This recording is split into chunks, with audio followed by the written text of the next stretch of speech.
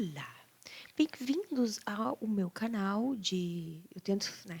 Eu tento trazer conteúdos de literatura, de linguística e de comédia. Talvez eu não consiga, mas eu espero que você goste.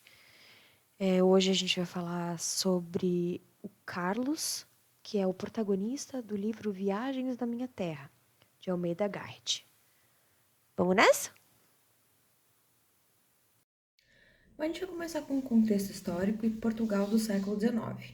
Aí a Revolução Industrial causa inúmeras mudanças, como o surgimento do proletariado, das metrópoles, e a Revolução Francesa traz os novos ideais, como igualdade, fraternidade, liberdade, que transformam as relações em sociedade.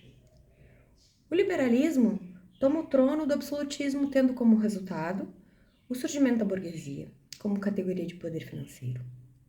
Aberturas econômicas, instauração da livre concorrência e apoio a maiores liberdades individuais. A burguesia, ela estava a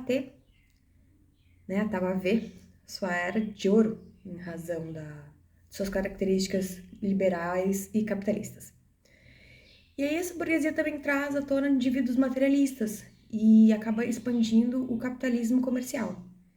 E o capitalismo também vai para a política. Aí o poder de títulos e nobreza irá parar todo mundo, tudo isso aí, nobrezas, coisas, tudo pra grana. E isso revolta poetas jovens que, querendo lutar contra esse materialismo, creem no romantismo como escape a essa realidade. Portugal, ele vai iniciar a conhecer o clima com a fuga da família real do Brasil em 1808 por causa da invasão napoleônica. O país, então, está vivendo um caos, regido por ingleses, sem família real. E no Brasil ocorreu a independência, né? O Dom Pedro estava aqui, independência ou morte. E depois ele vai retornar para Portugal como Dom Pedro IV para lutar com o seu irmão Miguel. Ele estava com os liberalistas e o Miguel eram os conservadores miguelistas. Aí, após a vitória dos liberais, toda a elite nobre sai de Portugal, vai embora, deixando espaço para os novos intelectuais sintonizados com as últimas tendências artísticas europeias. E aí o romantismo é um estilo literário que nasceu na Alemanha e na Inglaterra no século XVIII e faz ódio à natureza e sentimentos humanos em profusão. Na Alemanha, o movimento Tempestade e Ímpeto é o precursor da onda sentimental muito extrema no país, né? E com o Werther de Goethe, romance que fala de um rapaz que suicidou em razão do amor, né? O amor não correspondido. Óbvio. Se fosse por correspondido, ele não teria se matado. E aí, na Inglaterra, o Sir Walter Scott, com seus romances históricos, deu largada às crenças supersticiosas e fantasmagóricas, e Lord Byron mistura sua vida com sua obra. E ele é o próprio ultra-romântico, sabe? As obras cheias de pessimismo, amor, a obscuridade, mal do século. E aí, Portugal, ele começa a escola com a publicação do Almeida Garrett do poema Camões. Então, novas caracterizações começam a aparecer com essa nova escola. E eles começam a utilizar a métrica com verso livre e branco. Há também a valorização do sujeito individual, o sentimentalismo egocêntrico, a supervalorização do amor, que era encarado como um sentimento ou valor mais importante, né, desses poetas, autores. Eles também faziam oposição aos valores materialistas, eles queriam uma liberdade de expressão, eles queriam uma liberdade religiosa, eles eram nacionalistas e viam o escape como uma sair da realidade. E muito idealistas, né?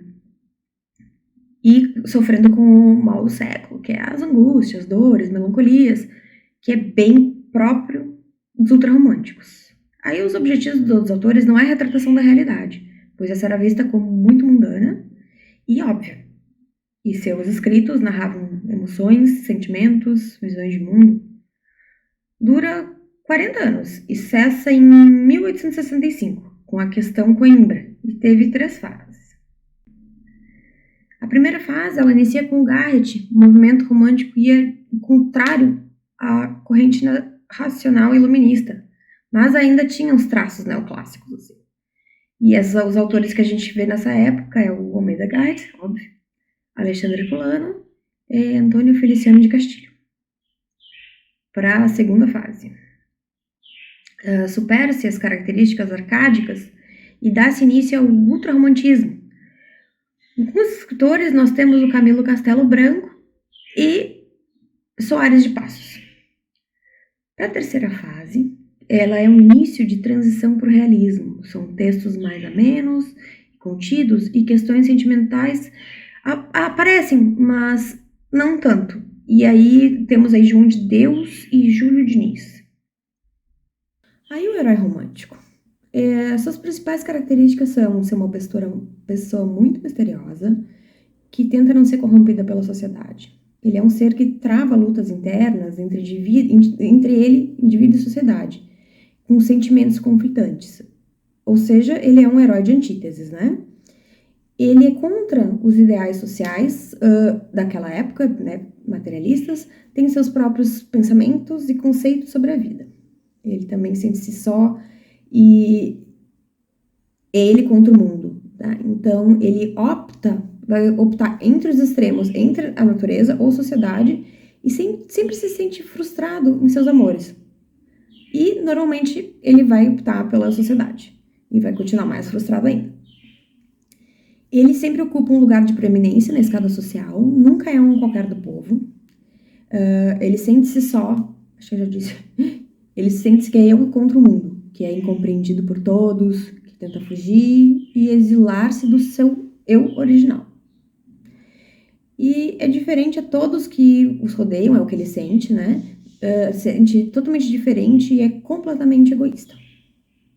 Aí o Almeida Garrett, João Batista de Silva Leitão de Almeida Garrett, nasceu no ano de 1799 na cidade do Porto e adquiriu o sobrenome Garrett de sua avó paterna irlandesa. Seus primeiros anos de vida passou nos Açores e aí com a fuga da família real portuguesa, em 1816 ele se muda para Coimbra e em 1820 forma-se bacharel em Direito e passa a morar em Lisboa. Aí ele foge para a Inglaterra em 1823 em razão do absolutismo monárquico português, retornando em 1826 e parte outra vez para o exílio em 1828, quando a primeira vez quando Dom Miguel sobe, né, antes dele morrer, aliás, perder. E aí, em 1832, ele se junta a outros intelectuais com as tropas liberais para cercar o porto. Em 1851, ganha a nomeação de visconde e falece em Lisboa em 1854. Sua obra é ampla e exerce papel importantíssimo na escola literária romântica portuguesa. O Viagens da Minha Terra, publicado em 1846, essa obra compreende experimentações românticas de narrativa em primeira pessoa, resultado de um misto de epopeia de viagens, né? Parte básica para a construção da identidade nacional, que irá delimitar e descrever o território, uma mistura também de romance histórico, que mostra o pano de fundo da Guerra Civil, um romance sentimental, né? O amor com a menina dos roxinóis, com a prima. E ele também é uma mistura de livro de crônicas, narrando uma viagem real com o objetivo de mostrar as partes decadentes da infraestrutura nacional de Portugal. Assim sendo, o Viagens da Minha Terra traz traços tanto autobiográficos como de diegese.